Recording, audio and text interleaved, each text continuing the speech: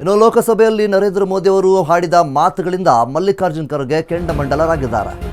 ಇದು ಹತಾಶ ಪ್ರಧಾನಿಯ ಸುಳ್ಳುಗಳಿಂದ ತುಂಬಿರುವಂತಹ ರಾಜಕೀಯದ ಭಾಷಣ ಅನ್ನುವಂಥ ನಿಟ್ಟಿನಲ್ಲಿ ಹೇಳಿದ್ದಾರೆ. ಮುಖ್ಯವಾಗಿ ನಿನ್ನೆ ಮಹಿಳಾ ಮೀಸಲಾತಿ ವಿಚಾರವಾಗಿ ಮಾತನಾಡಿದಂತಹ ನರೇಂದ್ರ ಮೋದಿಯವರು ಮೋದಿ ಮಾತುಗಳನ್ನು ತೀವ್ರವಾಗಿ ವಿರೋಧಿಸಿದ್ದಾರೆ. ಎಐಸಿಸಿ ಅಧ್ಯಕ್ಷ ಈ ಭಾಷಣ ಪ್ರಜಾಪ್ರಭುತ್ವ ಮತ್ತು ಸಂವಿಧಾನ ವಿರೋಧಿ ಅಂತ ಹೇಳಿ ಆರೋಪವನ್ನು ಮಾಡ್ತಾ ಇದ್ದಾರೆ. ಮೋದಿ ಮಾತಿನ ಬಗ್ಗೆ ಎಕ್ಸ್ನಲ್ಲಿ ಈಗಾಗಲೇ ದೀರ್ಘಕಾಲವಾಗಿ ಪೋಸ್ಟ್ ಮಾಡಿ ತಮ್ಮ ಆಕ್ರೋಶವನ್ನು ವ್ಯಕ್ತಪಡಿಸ್ತಾ ಇದ್ದಾರೆ. ಮೋದಿ ಮಹಿಳೆಯರನ್ನು ಬಿಟ್ಟು ಕಾಂಗ್ರೆಸ್ ಎಂದು 59 ಬಾರಿ ಉಲ್ಲೇಖಿಸಿದ್ದಾರೆ. ಇದು ದೇಶಕ್ಕೆ ಅವರ ಆದ್ಯತೆಗಳ ಬಗ್ಗೆ ಎಲ್ಲವನ್ನೂ ಕೂಡ ಹೇಳುತ್ತೆ. ಮಹಿಳೆಯರು ಬಿಜೆಪಿಯ ಆದ್ಯತೆಯಲ್ಲ ಅಂತೇಳಿ ಮಲ್ಲಿಕಾರ್ಜುನ್ ಖರ್ಗೆ ಕಿಡಿಕಾರಿದ್ದಾರೆ. ಕಾಂಗ್ರೆಸ್ ಯಾವಾಗಲೂ ಮಹಿಳಾ ಮೀಸಲಾತಿಯನ್ನು ಬೆಂಬಲಿಸುತ್ತೆ.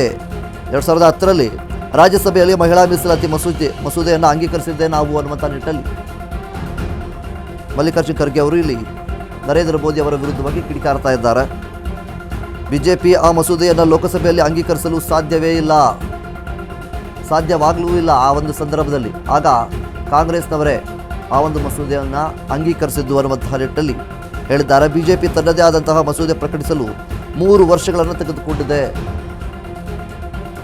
ಸೊ ಹೀಗಿರಬೇಕಾದ್ರೆ ನಮ್ಮ ಕಾಂಗ್ರೆಸ್ ಅಷ್ಟೊಂದು ಟೈಮ್ ತಗೊಂಡಿಲ್ಲ ಅನ್ನುವಂಥ ನಿಟ್ಟಿನಲ್ಲಿ ಹೇಳ್ತಾ ಇದ್ದಾರೆ. ಇದು ಭಾರತದ ನಾರಿ ಶಕ್ತಿಗೆ ಅವರ ಬದ್ಧತೆ ತೋರಿಸ್ತಾ ಇದೆ ಅಂತೇಳಿ ನರೇಂದ್ರ ಮೋದಿ ಅವರ ವಿರುದ್ಧವಾಗಿ ಕಿಡಿಯನ್ನು ಕಾರಿದ್ದಾರೆ ಮಲ್ಲಿಕಾರ್ಜುನ ಖರ್ಗೆ ಅವರು. ಈಗಾಗಲೇ ನಿನ್ನೆ ದಿನ ನರೇಂದ್ರ ಮೋದಿ ಅವರು ಲೋಕಸಭೆಯಲ್ಲಿ ಆಡಿದ ಕೆಲವೊಂದಿಷ್ಟು ಮಾತುಗಳಿದ್ದ ಅದಕ್ಕೆ ಈಗ ಮಲ್ಲಿಕಾರ್ಜುನ್ ಖರ್ಗೆ ಅವರು ಕೆಂಡಮಂಡಲರಾಗಿದ್ದಾರೆ.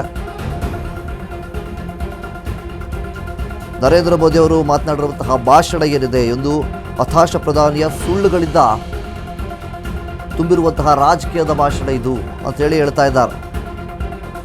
ನಿನ್ನೆ ದಿನ ಮಹಿಳಾ ಮೀಸಲಾತಿ ವಿಚಾರವಾಗಿ ನರೇಂದ್ರ ಮೋದಿ ಅವರು ಮಾತನಾಡ್ತಾರೆ. ಅದೇ ಸೀಟು ಮಹಿಳೆಯರಿಗೂ ಸಹಿತ ಕೊಡಬೇಕು ಅನ್ನುವಂಥ ನಿಟ್ಟಿನಲ್ಲಿ ಒಂದು ಕಾನೂನನ್ನು ತರುವುದಕ್ಕೆ ಸದ್ಯದ ಮಟ್ಟಿಗೆ ಸಾಕಷ್ಟು ಚರ್ಚೆಗಳು ಸಹಿತ ನಡೀತಾ ಇದೆ.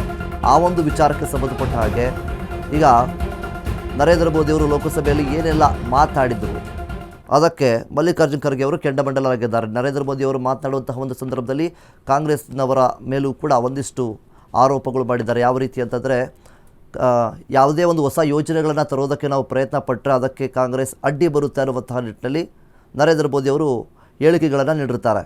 ಸೊ ಈಗ ಅದಕ್ಕೆ ಇಲ್ಲಿ ಮಲ್ಲಿಕಾರ್ಜುನ್ ಖರ್ಗೆ ಅವರು ಕೆಂಡಮಂಡಲರಾಗಿದ್ದಾರೆ.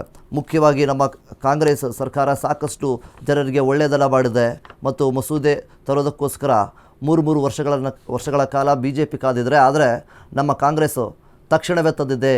ಸಾಕಷ್ಟು ಉಪಯೋಗವಾಗುವಂತಹ ರೀತಿಯಲ್ಲಿ ಜನರ ಹಿತಾಸಕ್ತಿಗೋಸ್ಕರ ಕಾರ್ಯವನ್ನು ಮಾಡ್ಕೊಂಡು ಬಂದಿದೆ ಅನ್ನುವಂಥ ನಿಟ್ಟಿನಲ್ಲಿ ನರೇಂದ್ರ ಮೋದಿ ಅವರ ವಿರುದ್ಧವಾಗಿ ಇಲ್ಲಿ ಮಲ್ಲಿಕಾರ್ಜುನ್ ಖರ್ಗೆ ಅವರು ಕಿಡಿಕಾರ್ತಾ ಇದ್ದಾರೆ.